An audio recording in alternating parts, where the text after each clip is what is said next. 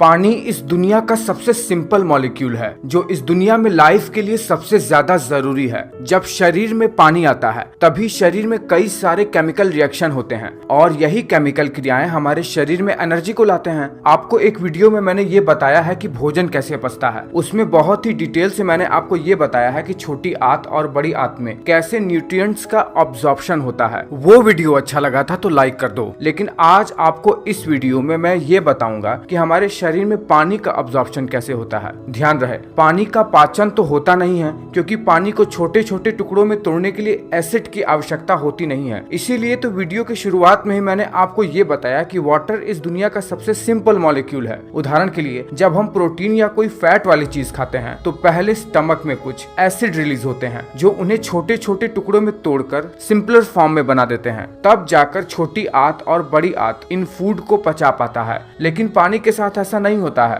पानी तो बहुत ही सिंपल है, उसे बस पेट में जाना है और पेट की बाकी की क्रियाएं उन्हें कुछ ही मिनटों में ऑब्जॉर्ब कर लेती हैं। देखिए, जैसे ही हम पानी पीते हैं पानी हमारे ईसोफेगस से होते हुए हमारे स्टमक में जाता है। अब देखिए, यहाँ से पानी के अब्जॉर्प्शन का प्रोसेस शुरू होता है। देखिए, अगर आपके स्टमक में पहले से ही भोजन पड़ा रहेगा, यानी आप पानी पीने से पहले ही बहुत सारा भोजन खा चुके हैं और उसके बाद आप पानी पी रहे हैं, तो ये पानी स्टमक से छोटी आंत में पास होने में 45 मिनट तक का समय ले लेगा। लेकिन अगर आपका पेट खाली रहा, आपके पेट में कोई भी भोजन नहीं है, तो ये पानी छोटी आंत में 5 मिनट के अंदर ही पास हो जाएगा। अब 5 मिनट तक ये जो पानी स्टमक के अंदर रहता है तो स्टमक के दीवार पर जो लाइनिंग होती है वो बहुत ही स्मॉल अमाउंट में, बहुत ज्यादा थोड़ा सा पानी को ऑब्जॉर्ब कर लेती है। अब जाहिर सी बात है, जब पानी स्टमक में आएगा तो थोड़ा बहुत एसिड भी होगा। वाटर इसके साथ मिक्स होकर इसे न्यूट्रलाइज कर देता है। अब जैसे ही यह पानी छोटी आंत में पहुंचता है वहां पर यह पानी हमारे ब्लड में ऑब्जॉर्ब होना शुरू हो जाता है। होता यह है कि जैसे ही पानी छोटी आंत में आता है वैसे ही छोटी आंत के सरफेस पे लगे विलीज ऑब्जॉर्प्शन के प्रोसेस को शुरू कर देते हैं। देखिए, इन विलीज के ऊपर यानी ल्यूमेन के सरफेस के ऊपर कुछ प्रोटीन चैनल्स होते हैं। ये प्रोटीन चैनल वाटर को ऑब्जॉर्ब करने के लिए अपने अंदर से छोटी आंत के ल्यूमेन के अंदर